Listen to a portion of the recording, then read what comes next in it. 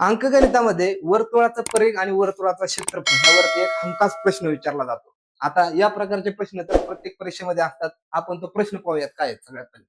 एका वर्तुळाचं परिघ 176 सेंटीमीटर असेल तर त्याचे क्षेत्रफळ किती वर्ग सेंटीमीटर असेल. या प्रकारच्या प्रश्नामध्ये आपल्याला काय दिलं असतं, एक क्षेत्रफळ दिलेलं असतं किंवा त्या प्रश्नामध्ये आपल्याला त्या वर्तुळाचा परिघ दिलेला असतो. मग आपण काय करायचं की त्या वर्तुळाची पहिल्यांदा त्रिज्या काढायची. जर परिघ दिलेला असेल तरी त्रिज्या काढायची आणि त्रिज्या निघली की लगेच क्षेत्रफळ निघतं. आणि जर क्षेत्रफळ दिलेलं असेल तरी सुद्धा त्रिज्या काढायची, त्याच्यावरून आपण परिघ काढू शकतो. आता या ठिकाणी आपल्याला परिघ दिलेला आहे. वर्तुळाच्या परिघाचा सूत्र काय आहे तर ते आहे 2 पाय आर.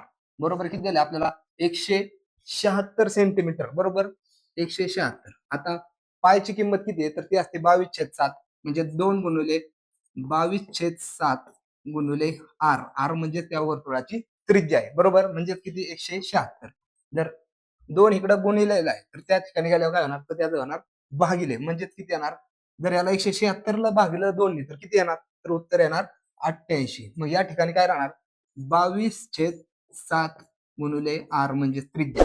22 एक 22, 22 चोक 88 आणि 7 चोक 28 म्हणजे त्या वर्तुळाची त्रिज्या किती आली तर ती आली आपल्याला 28 सेंटीमीटर एवढी.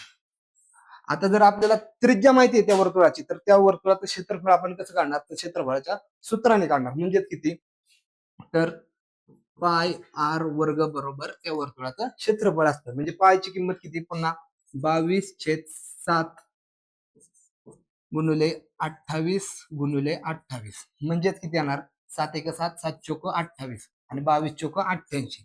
88 गुणिले 28 म्हणजेच किती येणार. ज्यावेळेस आपण हे सोडवू त्यावेळेस येणार 2464 वर्ग सेंटीमीटर हे त्या वर्तुळाचं येणार क्षेत्रफळ, जे की आहे आपलं ऑप्शन क्रमांक 3 हे.